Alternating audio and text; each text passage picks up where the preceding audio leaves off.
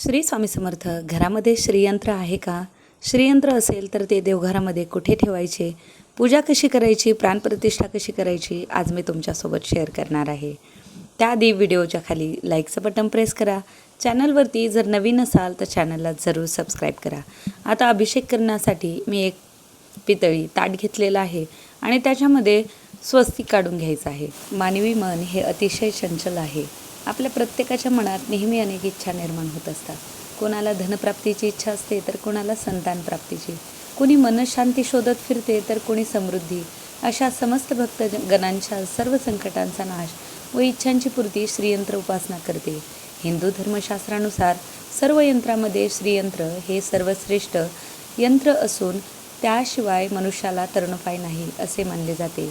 ब्रह्मांड पुराणातील उल्लेखांप्रमाणे जिच्या गर्भामध्ये 33 कोटी देवी देवतांचा वास आहे अशा या श्री ललिता महात्रिपुरा सुंदरी देवीचे हे निवासस्थान आहे. ती त्या निवासस्थानामध्ये महाकाली, महालक्ष्मी, महासरस्वती, परब्रह्मा, परविष्णू, परशिवासहित निवास करते. म्हणूनच श्रीयंत्राची पूजा केल्याने विश्वातील समस्त देवी देवतांची पूजा केल्याचे पुण्य लाभते आणि त्याला समृद्धी प्राप्त होते.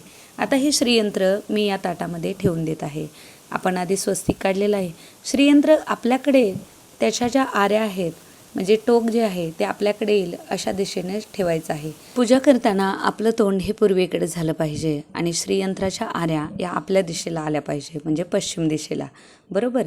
आता श्रीयंत्राचा अभिषेक करताना काय करायचं तर सगळ्यात आधी आपल्याला पाण्याने अभिषेक करायचा आहे आणि सगळ्यात महत्त्वाचं म्हणजे श्रीयंत्राचा अभिषेक लक्ष्मी मातेला दक्षिणावर्ती शंख अतिशय प्रिय आहे बरं का.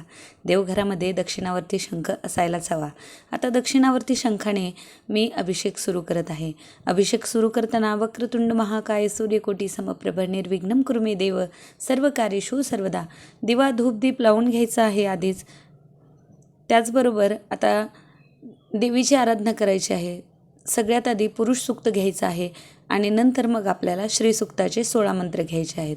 तुम्हाला जर पुरुष सूक्त श्रीसूक्त येत नसेल तर तुम्ही यूट्यूबवरती लावू शकता आणि ते ऐकत ऐकत आपला अभिषेक चालू ठेवायचा आहे. आता ही झाली खूप मोठी सेवा, अनन्यसाधारण महत्त्व असलेली ही सेवा आहे बरं का. नक्की करा. बरं आता ही सेवा कधी करायची तर दर पौर्णिमेला, दुर्गाष्टमीला, त्याचबरोबर धनत्रयोदशीच्या दिवशी, लक्ष्मीपूजनाच्या दिवशी या सेवेला अनन्यसाधारण महत्त्व आहे. सगळ्यात आधी मी जलाभिषेक करून घेतला होता, त्यानंतर दुधाने अभिषेक केला, त्यानंतर हळदीने अभिषेक केला, त्यानंतर कुंकवाने अभिषेक केला.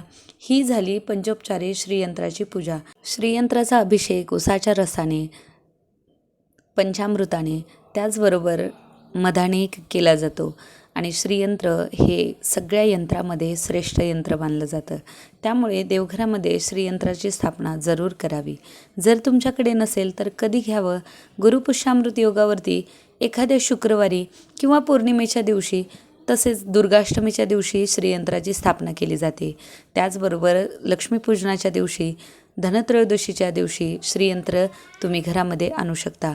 श्रीयंत्राची घरात पूजा केल्याने धनधान्य बरकत येते, त्याचबरोबर भयविनाश होतो आणि जर आपल्याला कोणत्या प्रकारची भीती मनात असेल तर ती भीती नाहीशी होते. श्रीयंत्र हे अतिशय प्रभावी यंत्र आहे.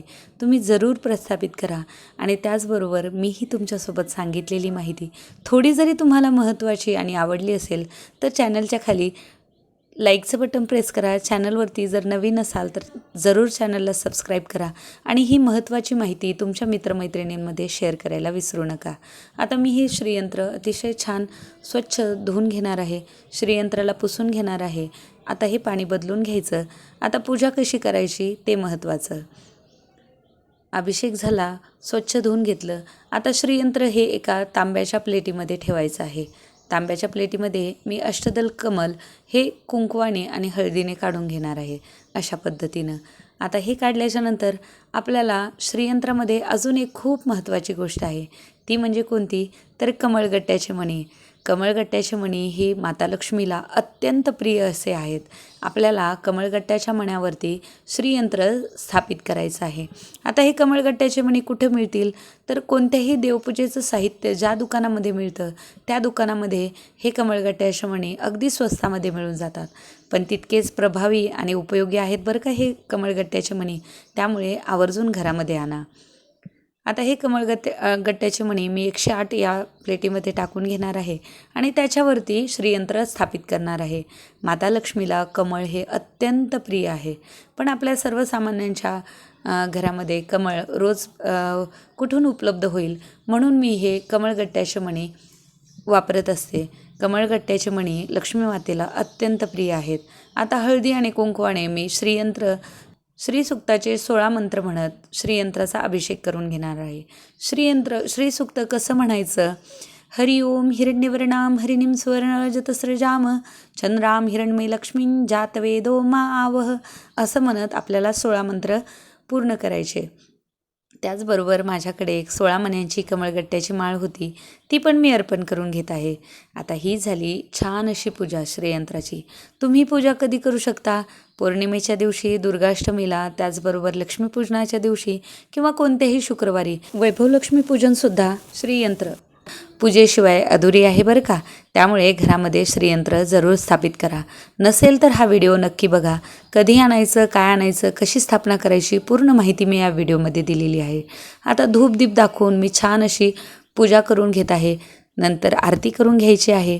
अशी झाली माझी श्रीयंत्राची पूजा, जी मी तुमच्यासोबत शेअर केलेली आहे. नक्की श्रीयंत्र घरामध्ये स्थापित करा. त्याचा अनुभव तुम्हाला कसा येतो हे माझ्यासोबत शेअर करायला विसरू नका. दिलेली माहिती थोडी जरी तुम्हाला आवडली असेल तर चॅनलला जरूर सबस्क्राईब करा. पुन्हा भेटूया अशाच एका नवीन व्हिडिओसोबत. तोपर्यंत श्री स्वामी समर्थ.